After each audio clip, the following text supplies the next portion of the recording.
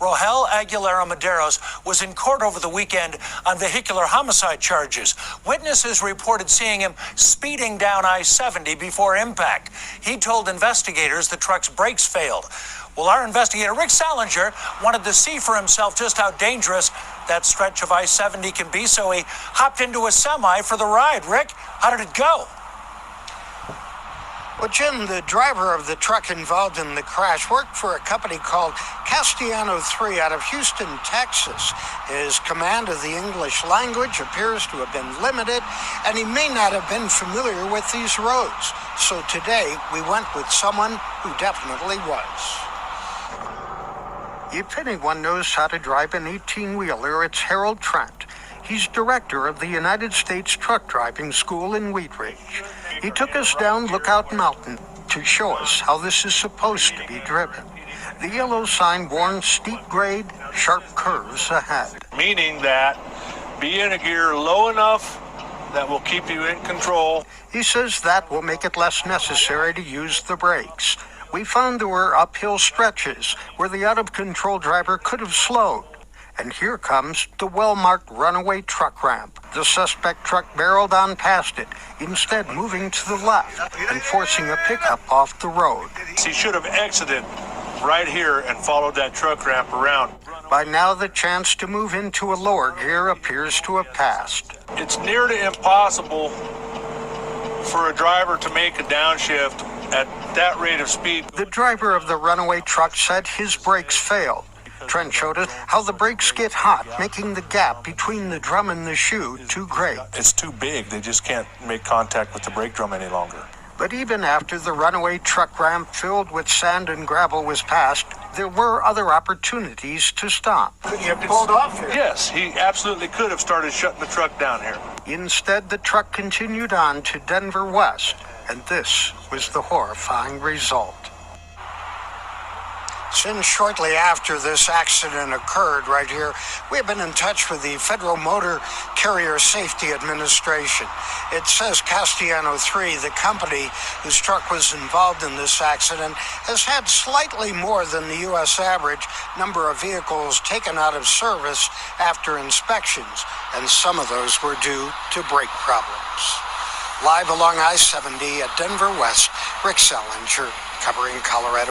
Rohel Aguilera Maderos was found guilty by a jury and sentenced this week in Jefferson County District Court. So that sentence has some people very upset. CBS 4's Rick Salinger covered this case since that crash happened in 2019 and now reports on the efforts to lessen his sentence.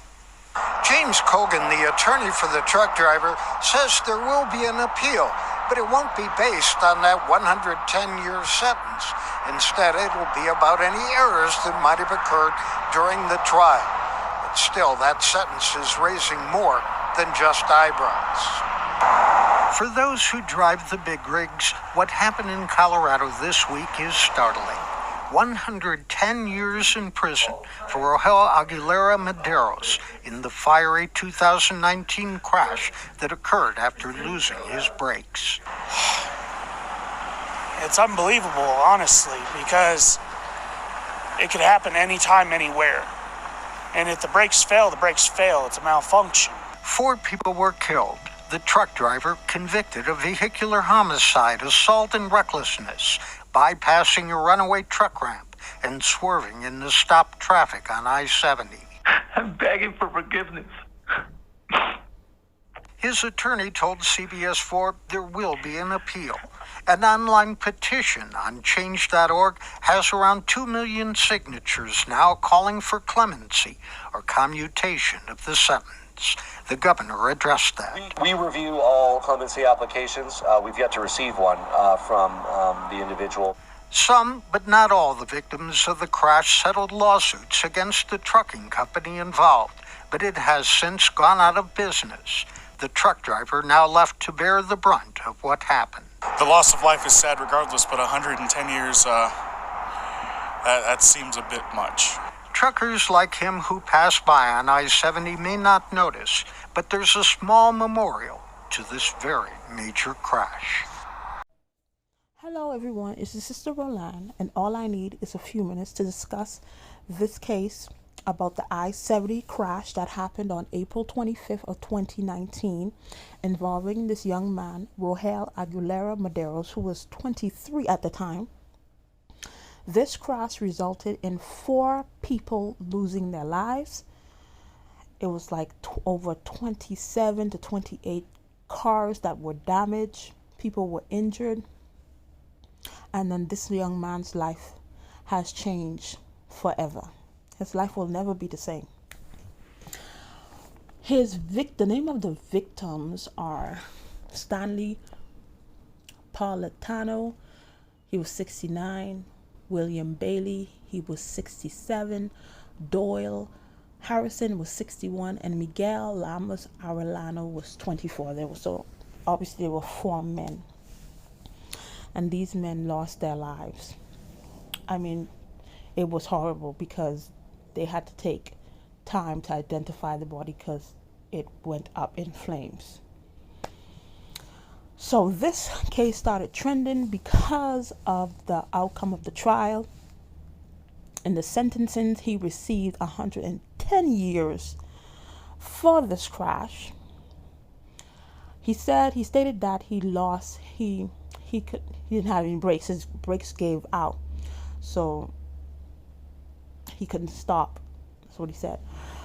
But in the first video, we saw that Harold Track showed with an experienced truck driver, they would have known this is when you driving in areas like that, this is how you do it, so you don't have to use your brakes. So it was obviously this young man who was 23 at the time. I said he was not experienced. He was not fully trained enough when he would encounter something like that, he would know what to do. And plus, they said at the time too, he was not fluent in English, so maybe he couldn't read. He had problems reading in English. I'm not sure. But this is a tragedy all the way around. All these people will never ever come back again. And people's lives will ever be changed. Because sometimes when you're involved in stuff like that, even though a person might still be alive, but that may traumatize them where they may never drive again. So there's all kind of domino effect that's going to affect different people in different ways. So there's a change.org petition going around that's already, I think it already have over 1 million. It's close to 2 million signatures. No petitioning so they could get his sentencing vacated, thrown out. But what I say, at the end of the day, he caused this crash. Whether he can find the brakes, as if he knew what to do, then he wouldn't need to use the brake, but he didn't. And of course, that's on the trucking company's fault, because number one, they've been having problems with their trucks, and then they should have known this is a young man. He probably wasn't properly trained, but they needed drivers to get out there to make that money. So maybe they didn't care, or maybe they didn't think it was that of importance at that time. You don't know what they were thinking. But now people's lives have been changed. But people who are stating that this young man, his sentencing should be thrown out, think about the victim's family. These men that lost their lives, they were somebody's husband, they were somebody's father, they were somebody's brother, that was somebody's uncle, that was somebody's best friend. These people will never ever see this person again. And imagine this person left their homes, whether they was going to work, maybe they was going to the grocery store, maybe they were going to school, and then they left their homes, and it's 6 o'clock. It's 9 o'clock. Nobody knows where they are. They're calling them. They don't know. They can't get in touch with them. Maybe 24 hours pass, 48 hours pass, 72 hours pass, when they go to reach out to the police and say, hey, we haven't seen our thing up. And then they might have seen this crash. Maybe something deep inside them told them, their loved one was in it, or maybe they bypassed it. And then for them to find out their loved one was involved in that crash, and they will never see them again. You don't know how they left their family that morning. So imagine if that was your family member. Would you want this person to get off scot-free? Sometimes we rush into certain stuff because it has not happened to us. We don't put ourselves in the other person's shoes. If that was my family member, would I want that person to get off free? Does he deserve 110 years? No, of course he's not. Because that was I'm sure he didn't went out there and say, "Oh yeah, I'm going to cause a big crash." No, of course he did not do he didn't mean to do that. But that's what resulted in that. So the fact that happened, yes, he does have to go to jail. Now, 110 years? No. But this is the thing. Before we go and trying to gather up signatures to get his sentencing thrown out, we need to change the legislation, which I really think this case is going to change the legislation in Colorado. It's because he got charged with all these felonies, and they were supposed, if convicted, he is to serve those felonies consecutively. That is why it added up. So each of those felonies had a number of years, and then he got convicted of all of them, or majority of them. That is why he got 110 years. So the first thing to do is to get legislation changed, so God forbid this happens again, so it doesn't affect another truck driver their company may always be on top of their brakes, and then this just happens again. God forbid it doesn't ever happen again. I hope it never happens again. But that is what we need to do. First of all, change the legislation, which I really think that's what that should happen, so this doesn't happen again. It's because of the legislation in Colorado. That's why he got the 110 years. And then after we change the legislation, and then you could look into how we could revise his sentences. But does he deserve to go to jail? Yes, he does, because he caused these people to die. He caused all those people to lose their property. That people who probably lost. We don't know what happened to these people. They probably lost a leg. They will have a pain in their body for the rest of their lives. It's people that got affected. He needs to pay. He doesn't need to pay for 110 years. No, that's not fair. But he does need to go to prison for a certain amount of time. But at the end of the day, no matter what, like I said before, no matter what sentencing they give him, 1, 2, 5, 10, 25, 30, it does not matter. His life will never be the same. He will never ever be the same, because that guilt of him knowing that he was just responsible of these people losing their lives, that will always stay with him. That will always, knowing that he caused those people to lose their lives, that will always be with him. And that's a sentence in itself, and that will probably never go away.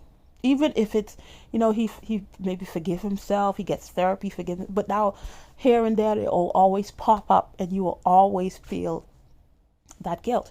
So that is the reason why I say that he's already sentenced. That is a sentence for life.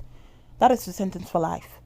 Because we as humans, we're not built, to be responsible for taking people's life or intentionally taking people's life. Even though you might see people do that, and then they act like they heartless, they don't care, they take people's lives, and you know what, it's nothing to them. That's a lie.